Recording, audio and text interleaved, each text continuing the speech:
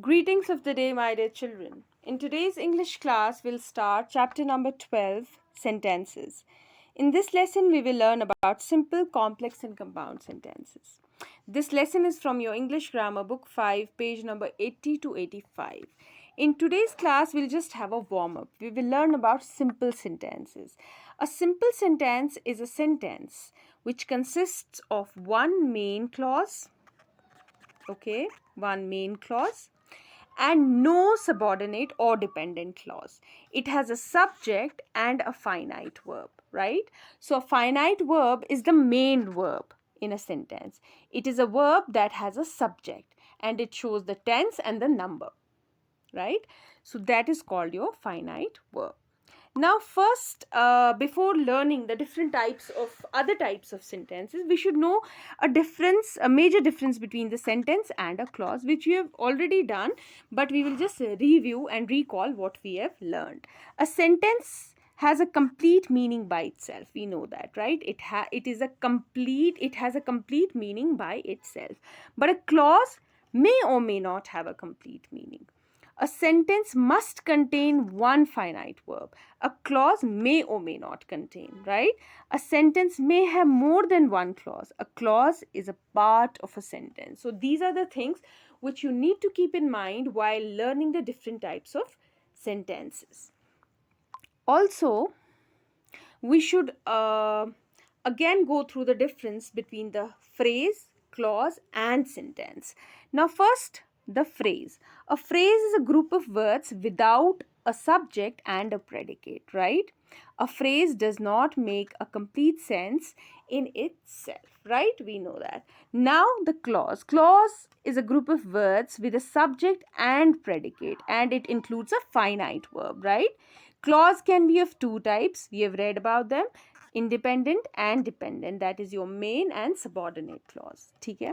A clause is considered a main clause if it can stand by itself. That is your independent clause. That is if it makes complete sense by itself and it's not dependent on any other part of the sentence to make complete sense. A clause is called subordinate clause if it cannot stand by itself and makes sense only if it's taken with the main clause. So it actually needs the main clause to make complete sense. So these things you need to keep in mind while learning the sentences, because various sentences will have different types of clauses. And a sentence consists of one or more clauses and makes complete sense. So a sentence can have one clause or also more than one clauses. So a sentence is a complete thought. It makes complete sense and it has a subject, it has a predicate, and it is complete, right? Okay, so this was what we have learned before in the previous class, in the previous lessons. Like, I'll give you an example of a simple sentence. For example, we will write, Ricky is studying with me. This is a simple sentence. Why? Because it has a subject and it has a verb, right? It is a simple sentence, a sentence that contains a subject-verb pair. It expresses a complete thought, right? So this is what our simple sentences are. In the next classes, we will learn about simple,